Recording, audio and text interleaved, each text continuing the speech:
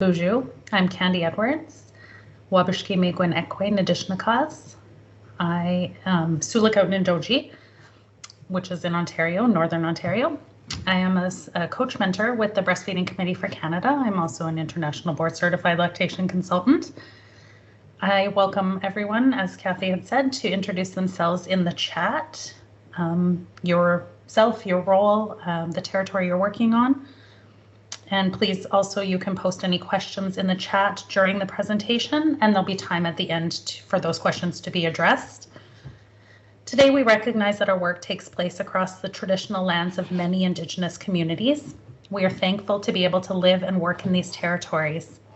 As we gather, we remind ourselves to respect and nurture our relationship to this land and give thanks to the First Nations, Métis, and Inuit people who have cared for these lands since time immemorial. We are honored to collaborate with Indigenous peoples, stakeholders, and organizations. We encourage everyone at this meeting to learn about the Indigenous lands, treaties, and the people in and around the places where you live and work, and to reflect on the enduring presence and resilience of Indigenous peoples, and to work together on building better relationships that support systemic change. We acknowledge our responsibility to commit to anti-racism and anti-oppression services and education, and commit to working and learning more about how to uphold the conditions of the treaties that govern this land. Truth and Reconciliation Day, also known colloquially as Orange Shirt Day, was on September 30th to recognize the legacy of the Canadian Indian residential school system and to promote awareness and education on the impact residential schools have had on Indigenous communities for over a century. This impact has been recognized as a cultural genocide and continues to this day. The use of an orange shirt was inspired by the accounts of Phyllis Jack Webstad, whose personal clothing, including a new orange shirt that she was very proud of, was taken from her during her first day of residential schooling and never returned. The orange shirt is used as a symbol of the forced assimilation of Indigenous children to the residential school system that the residential school system enforced. Today is October 4th, which is a day we recognize Sisters in Spirit. Vigils are held annually every October 4th in the memory of Canada's missing and murdered Indigenous women, which is estimated to be in the thousands, those likely underreported due to the systemic racism and discrimination from the justice system that's faced by Indigenous people. These vigils also support communities by showing that these women and girls are loved and missed terribly by their families. Today, we wear red to honor them. The Breastfeeding Committee for Canada has initiated the meeting of an Indigenous breastfeeding circle. If you are an Indigenous lactation support provider or a healthcare provider that has the privilege to work in and among Indigenous communities and with Indigenous families, please consider joining us in this space to promote cultural safety and culturally appropriate services for Indigenous people. It is now my great honor to introduce our presentation today, which is Relationship-Focused Care with Janine McClure, Teresa Johnson, and Claire Gallant, to understand the importance of relationship as we consider implementation of baby-friendly practices and to acknowledge how BFI practices offer support to infants' mental health. Join our presentation to learn more about the inherent connections between BFI practices and infant mental health and the core relational elements of both. Common interests in supporting families have brought these presenters together. All three have had affiliation with IWK Health in Nova Scotia, with Janine and Teresa currently holding positions as Baby Friendly Initiative Coordinator and Professional Practice Lead, respectively. Claire and Janine hold membership with the Breastfeeding Committee for Canada. We really want to thank you today for making some time for us to bring this topic forward. It's certainly been on my mind for quite a bit of time. And for those that don't know me, I'm Janine McClure. I have the privilege of being a lactation consultant at IWK Health and also being a coach mentor to facilities that pursue the Baby Friendly Initiative. I'm an international board certified lactation consultant, RN, and hold a science degree in psychology. And currently am in a position as BFI coordinator for IWK Health. When organizing my thoughts for this presentation, I knew I wanted to collaborate.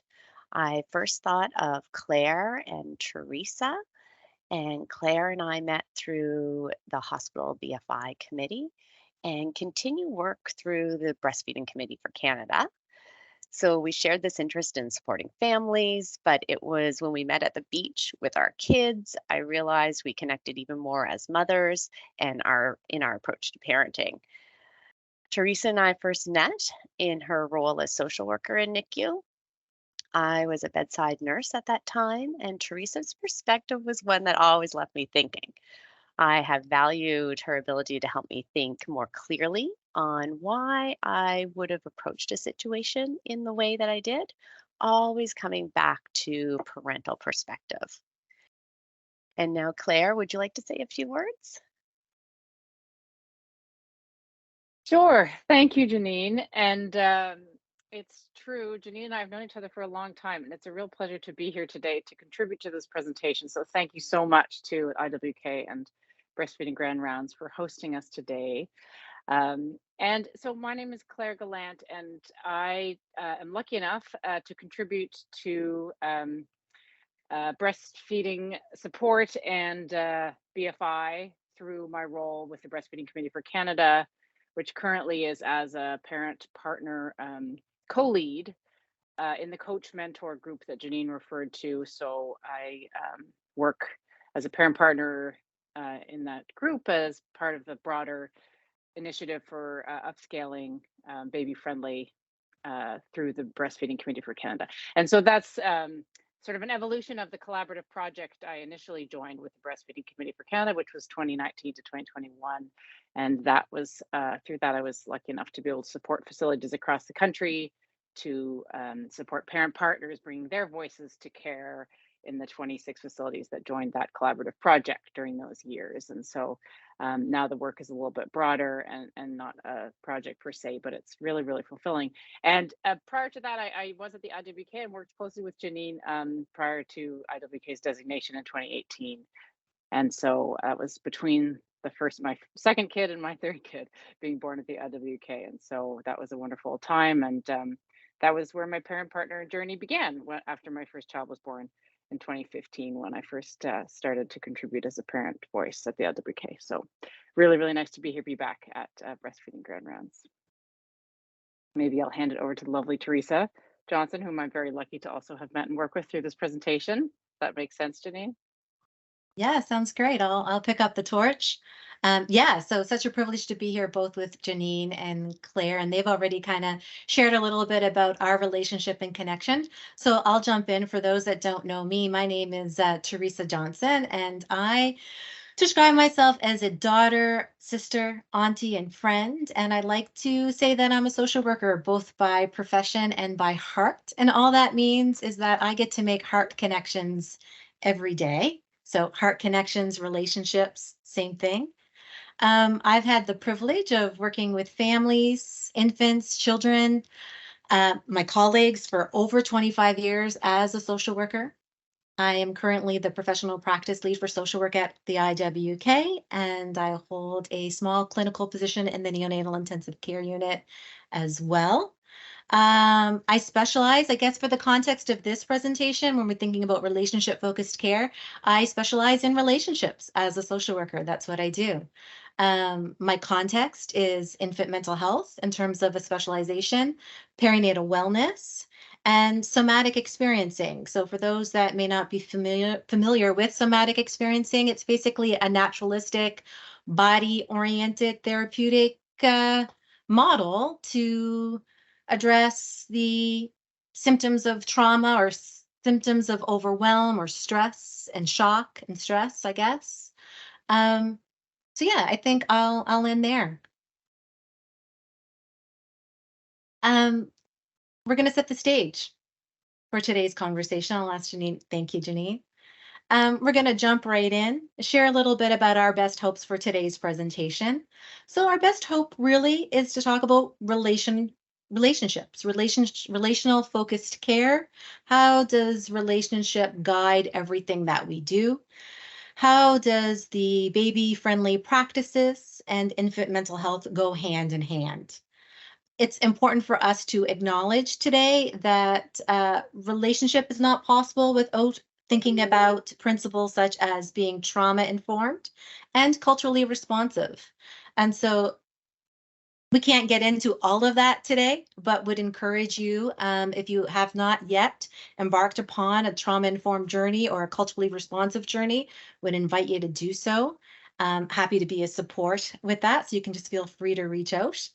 But as we ground our conversation today, both being trauma-informed and culturally responsive, we also want to ground it in the IWK values, because we are here today at IWK Health, doing breastfeeding grand rounds, but other people are going to be able to watch this presentation today. And so we just want to set the stage and talk a little bit about the commitments that we've made on our journey and being better at IWK. So some of those would be acting from the heart. So basically thinking about generosity, empathy, and kindness. That's the core of who we are and what we do. We're always striving to make things better. So we are here to make a difference. We are driven by learning. So we're going to embrace that spirit of collective curiosity. We tackle our challenges together. Optimizing our potential is really utilizing everyone's strengths. That's what makes us great.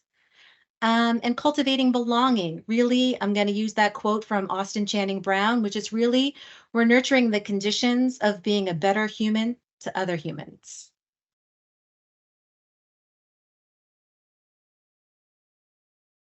Thanks so much, Teresa and Claire. And to start, as we go along, we really need relationship like we need air. It's all about survival.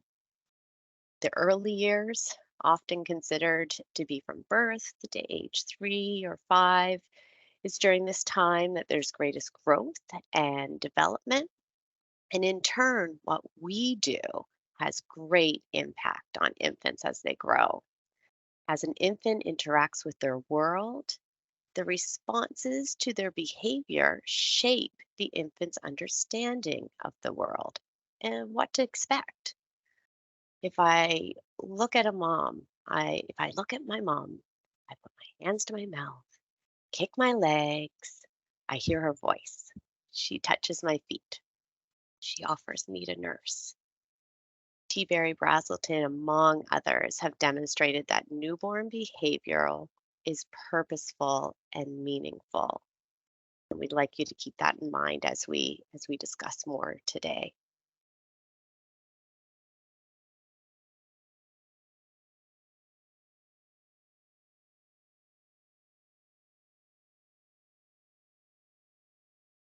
So I'll speak to this slide about going a little bit more deeply into the relationship piece. And I guess Teresa mentioned it off the top, but this is really this is the foundational principle really around which BFI principles are based. And so it's just a critical connection piece, obviously, between the BFI and the idea of infant mental health. And so a few of the pieces on this slide, really that the relationship is grounded in the idea of the dyad and that birthing parent and the baby. These kinds of sensations can really start prior to the birth, right, during pregnancy. And I really certainly personally felt that very strongly in all my 3 kids. And I think, when being pregnant, anybody who's ever been pregnant can really relate with that kind of extra sensory experience that you're in when you're pregnant, and all these different senses kind of start coming up as a result. And so that obviously scent, touch, sound, taste, and sight, and each one kind of looks a little bit different in pregnancy, and then as the baby is born, of course, in those early days. And so scent, like for example, the mother has a sensitivity to certain smells and taste, the taste of the milk for the baby, and the mother can, or the parent can feel the baby moving inside, skin to skin, that touch piece, the sounds a baby can hear inside the womb, the sound of the baby's cry when it comes out, the sight preference of the mother's face, and then the tastes, the cravings and tastes of for mother and for baby, and then the early feeds for baby. So I think for me, like a few things come up in terms of my personal experience with these kinds of sensations and that concept of relationship that I'll just mention. You know, when I had my first baby, it was in Toronto, and there weren't too many BFI practices in place, sadly. But then when I came to the LWK for my second, there was a sign on the wall that said, uh, please weigh the baby on its belly for comfort, and also not to bathe. There's no need to bathe the baby in the first couple of days. And I remember being surprised because that was not the approach at the hospital where I'd first given birth.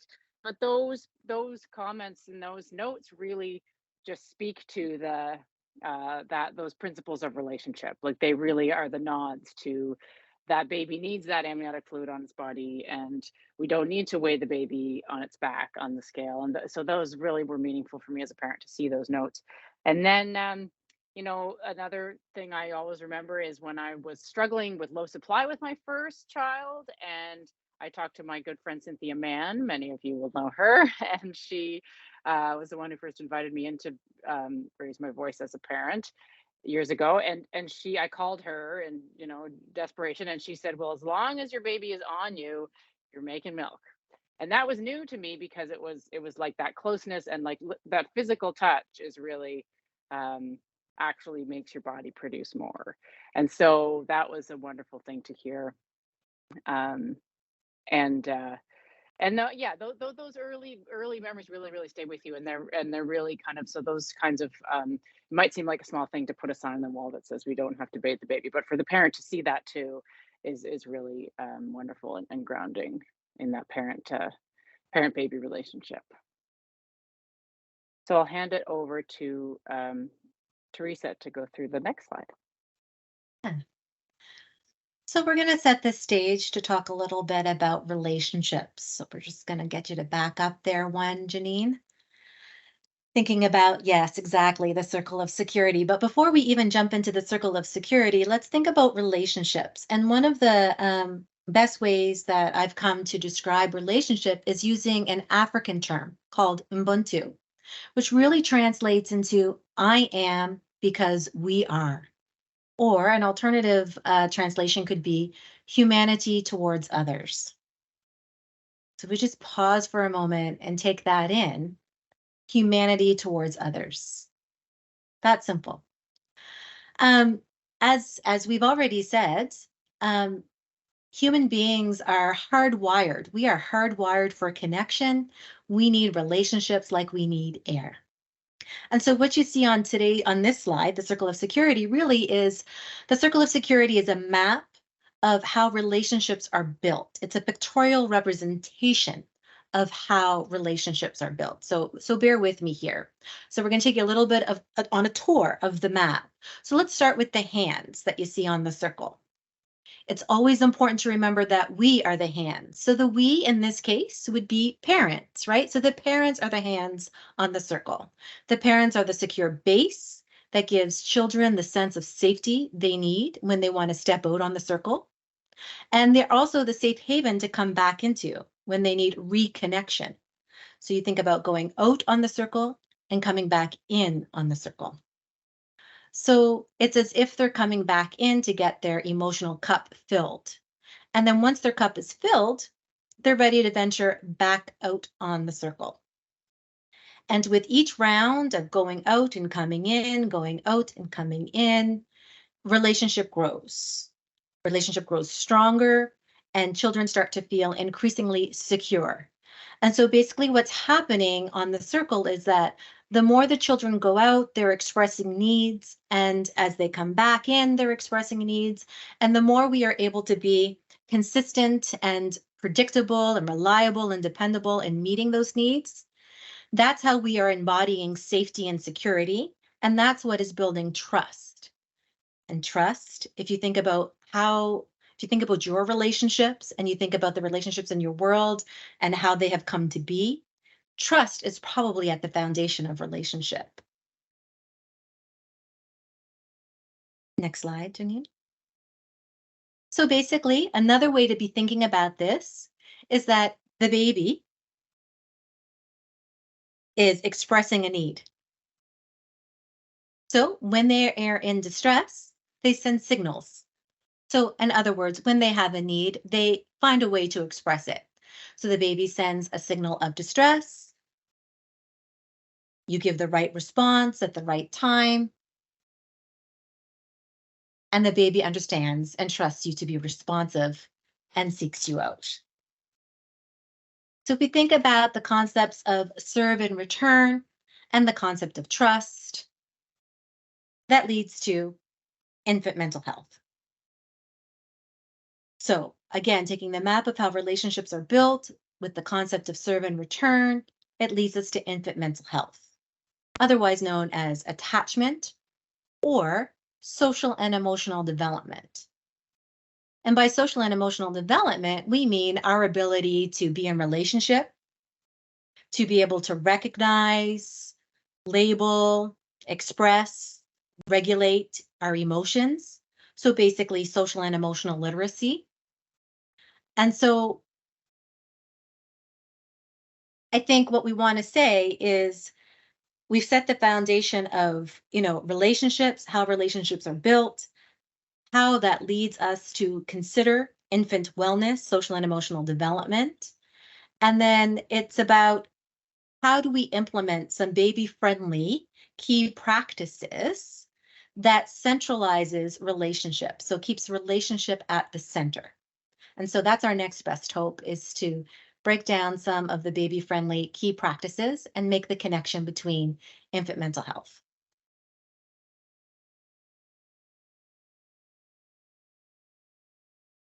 So, supporting infant mental health is important. And it's those concepts that really stood out for me with baby friendly practices. BFI is an evidence based framework of key practices, and they're the minimum standard for maternity care. I really see this framework as one that fosters relationship. Supporting relationship is a role for all of us, and connection is a way of being. Some may think, why should social workers and non nurses and doctors be interested in baby friendly? And because it is all of our individual values and how we align with families' values that impact care experiences. There can be much confusion around baby friendly if you're just trying to tick the boxes towards designation or where we currently are as redesignation.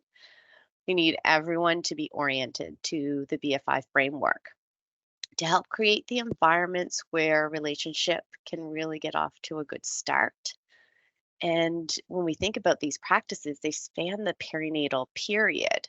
So it's important to embrace where families are also in the moment, where practices can support parental instincts, key practices of implementing skin to skin contact for all infants following birth, keeping the dyad together as much as is possible, and feeding responsively.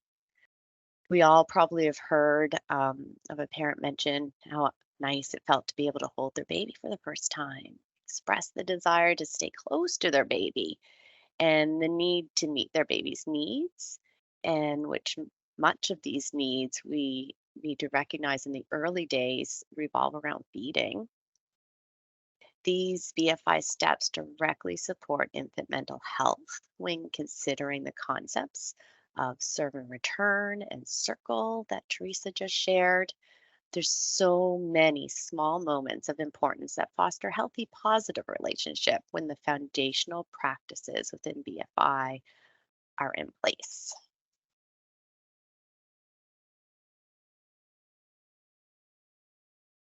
Thanks, Janine. So just to pick up on what Janine was saying, I'm going to get into a little bit more detail about skin to skin care here on this slide. But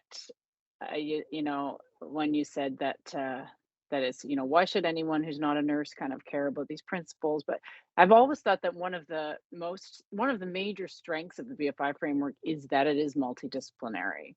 you get to I remember sitting at the table of the team going for designation in the years leading up to 2018 and thinking it was just wonderful, like how many kind of people in diverse roles were around the table, and that kind of idea of bringing in all of those perspectives to contribute to care, I find really, really inspiring. So just one of the many wonderful ways that BFI can look in an institution.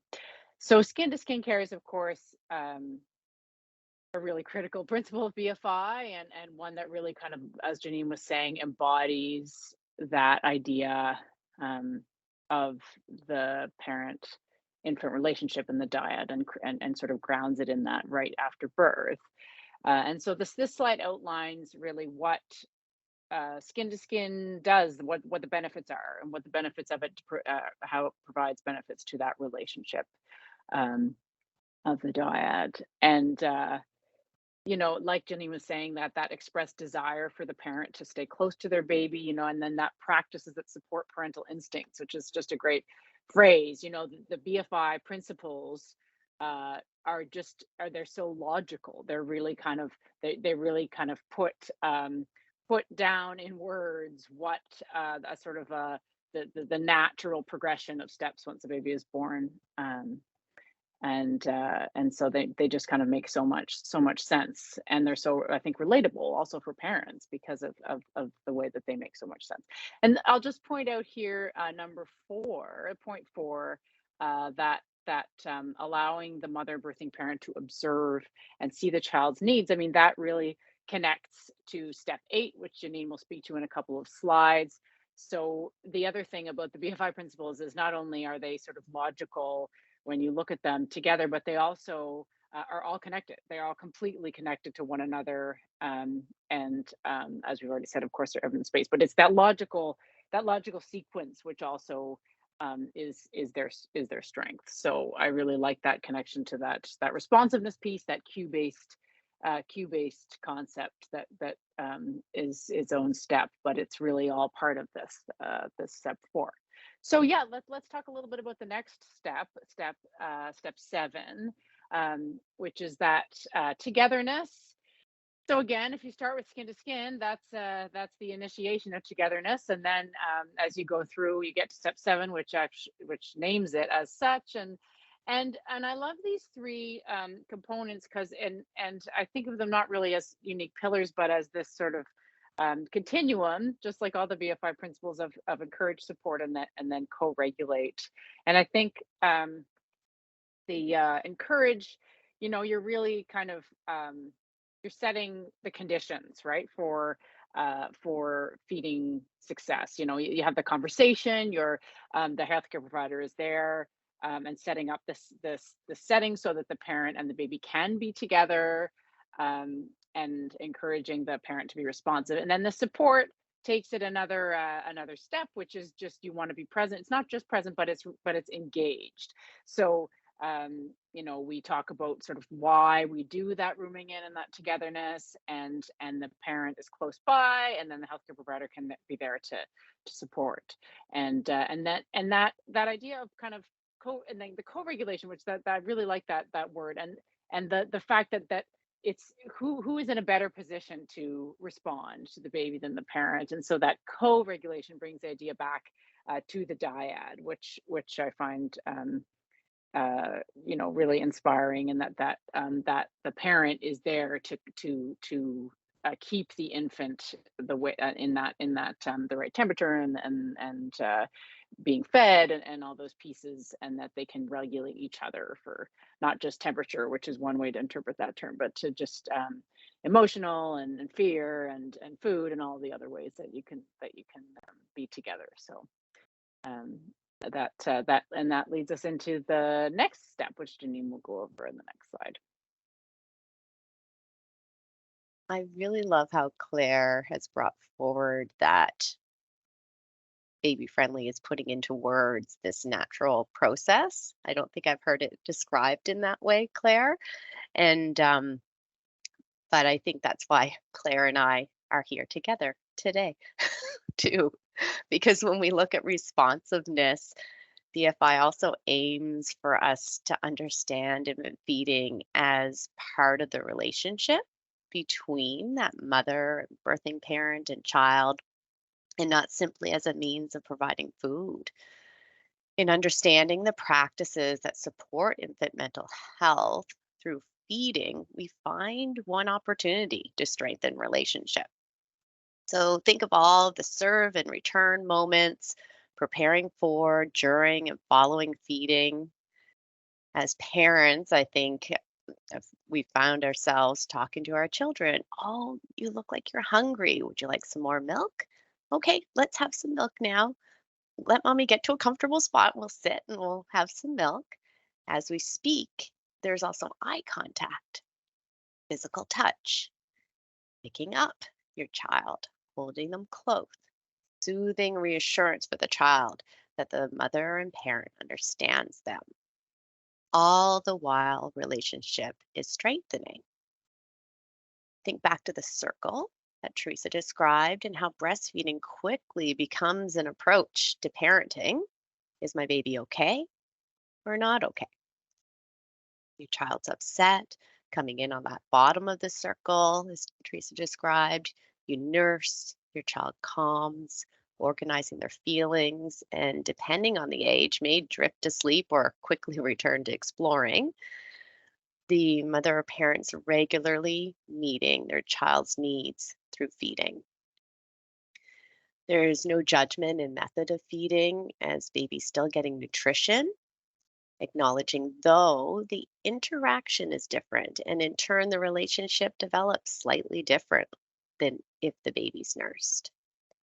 Given what we explored with the importance of physical touch, and breastfeeding offers this at each and every feed, we're getting that skin to skin that Claire talked about every time. That release of oxytocin for the mother and parent supports them to have more social responsiveness as well. So when infants are fed away from the breast, encouraging holding, looking for infant cues to engage in more feeding, or when to take a break are really important aspects of the feeding experience. So how is all of this that we've been talking about implemented? What does implementation of these practices really look like? And as facilities pursue baby-friendly designation and IWK, we're pursuing redesignation, we become intentional with these practices, such as skin to skin and togetherness, and relationships are strengthened. BFI is the minimum standard for maternity practices to commit to that quality care. Baby-friendly practices can be shared with organizations, families, communities to build knowledge around infant mental health, and vice versa if your facility has strong infant mental health bases in practice. Supporting BFI along with infant mental health practices contribute to optimizing the health for children and women and birthing parents. Quality improvement practices embedded in baby-friendly implementation support many facilities' plans for responsible stewardship, so that ethical value that embodies the responsible planning and management of resources. Finally, helping optimize patient and family experience. That's why we're all here. This is foundational to implementation of baby-friendly and infant mental health. So we're going to come full circle, as they say, and kind of bring it all together a little bit here. So if the circle of security is a map of how relationships are built, then it's a map throughout the year. So it's not just parent and child, it's colleague to colleague. It is healthcare provider to patient or client. It's amongst ourselves, right? And so if we think about this image of the circle, we've scaffolded the circle just a little bit. So I should mention that Circle of Security is a parenting program. It's quite nuanced. We're not getting into all the particulars of it. The point that we want to make today is that it is a map and a way of thinking about relationships. So as you meet needs in relationships, relationships strengthen.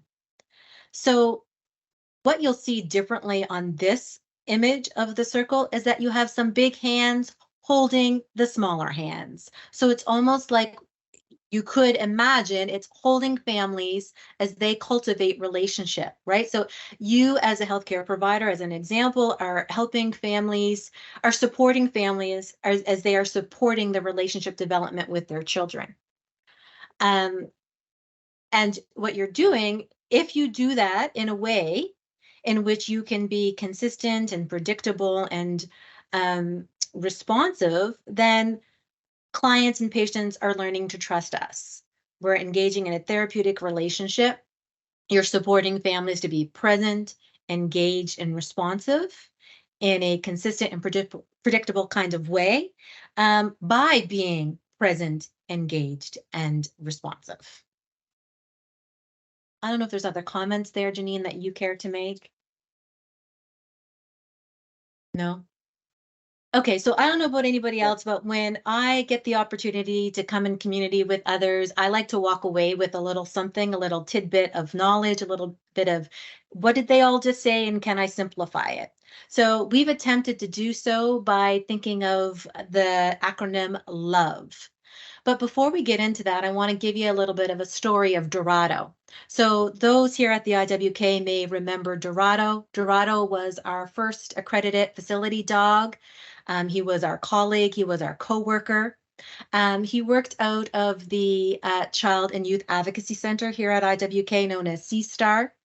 And what Dorado had the ability to do is that he could smell stress hormones, right? So when he smelled it, he attuned to the child, he and adjusted his behavior and came close.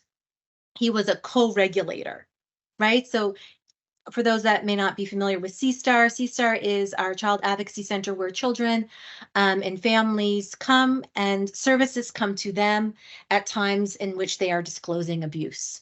So you can imagine a real heavy time in people's lives. And so Dorado could sniff these stress hormones, and his presence had the ability to soothe and comfort. So he had this real ability to be with. And his handler, Kathy, for those that know Kathy, Kathy's a social worker. His handler, when it was time for him to do his job, she would say to him, the command would be, go be love. So we're going to take that and go be love in the sense of thinking about L and developing relationship. I'm going to invite you to lean into empathy, invite you to lean into listening, lean into vulnerability, lean into really having an unconditional positive regard for others. That leaning in gives us space to meet needs in relationship. Think about O. You want to kind of embody openness, right? Being open to people's perspectives and ways of being, and being open to stretching and reflecting on your own practices and observing yourself and others. Thinking about V, it's about aligning values. So your own values, thinking about the values of the organization in which you work and practice, thinking about the family that you are providing care to, and how do you help them align their actions with their values.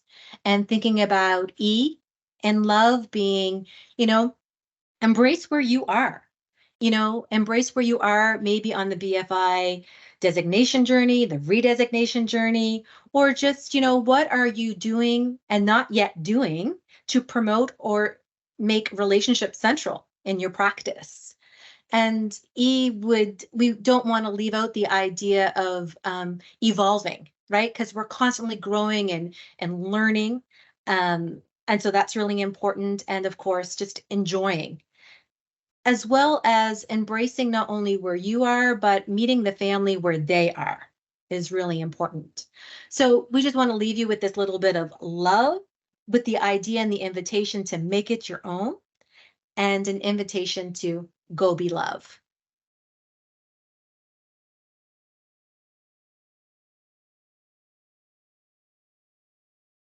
I'm hoping that you guys are going to be able to take that away with you and take some of these pieces and maybe adapt them or make a little bit of think of how they can be reflected in your practice. In closing, I wanted to tell you about a gift my 16-year-old daughter brought home to me a couple of months ago. She was away for nationals in artistic gymnastics in BC, and she took the time to choose a spirit stone for myself, her dad, and her sister. When I read what the stone she chose for me meant, it immediately brought tears to my eyes. Connection, awareness. The fact that my firstborn feels that from me, her mom, and through this gift is acknowledging its importance, I really felt things had gone full circle, pardon the pun, from birth to 16.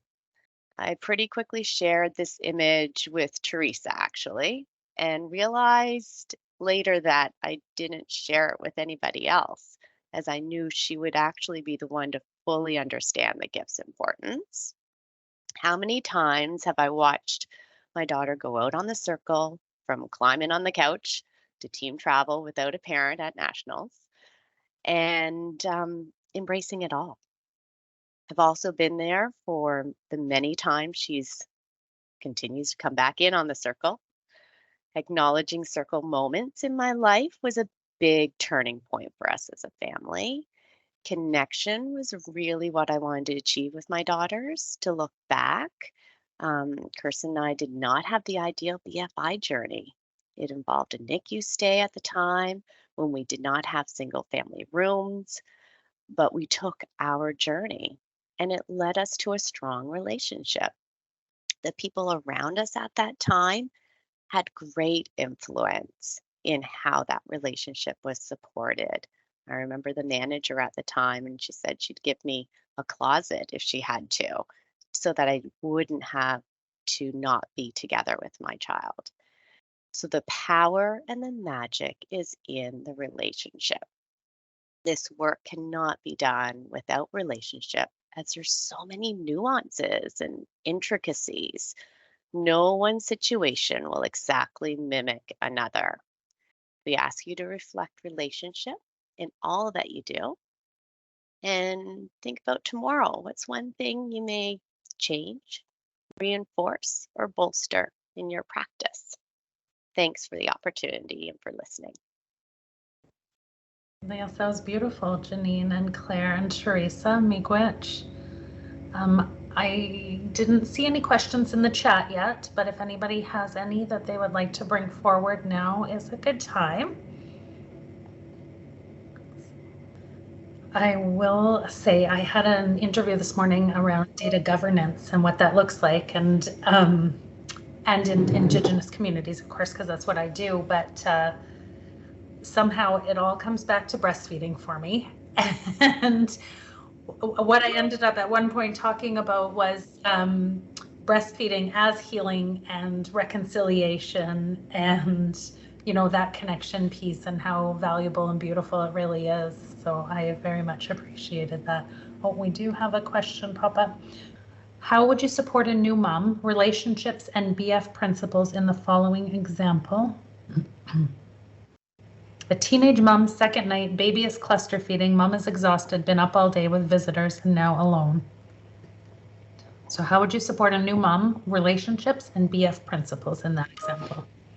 That's where baby friendly and the messages, I think that's the important part that we were trying to get across in the presentation today. It's really sitting with that individual and understanding that individual's perspective in that moment, and really taking that L of love and listening, because I don't think we know what direction we would take until we're there and listening and understanding the perspective of that individual.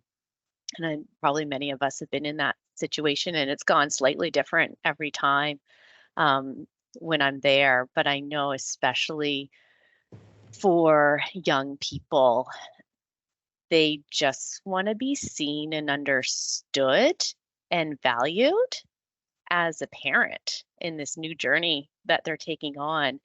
And many are quite capable. Age doesn't really define what you know when it comes to parenting sometimes. A lot of those instincts are there. And so really just valuing the person that's in front of you and where they are and listening to what they need at the moment. Thank you very much. And to address the one pager, I think that's an interesting perspective too, in terms of how some of these messages might be received. I know in our facility, we did put up the circle to kind of remind some people and did some education sessions around that parenting perspective and looking at relationships in that way. But yes, I think it'd be great to have like some little tidbits that you could hold on to and as reminders. Thank you for that suggestion. Another question, do you specifically have experience with how doula support can play into this circle of support? We do. I have had experience working with doulas, so I'm not one myself, and I haven't gone through the education. But certainly when we have that interdisciplinary approach to supporting a family, always love the different perspectives that people bring. And so I think doula, certainly that support fits really greatly into this framework and because you create relationships within doula and it's over a nice period of time as well, right? In terms of that support. So I think this is huge. And if there are no further questions, I just want to say Gitchi Migut again to our wonderful presenters today for their beautiful sharing of their learning with us. And thank you to everybody for joining. So happy National Breastfeeding Week, everyone. Happy Wednesday. And hopefully we will see you all back here tomorrow.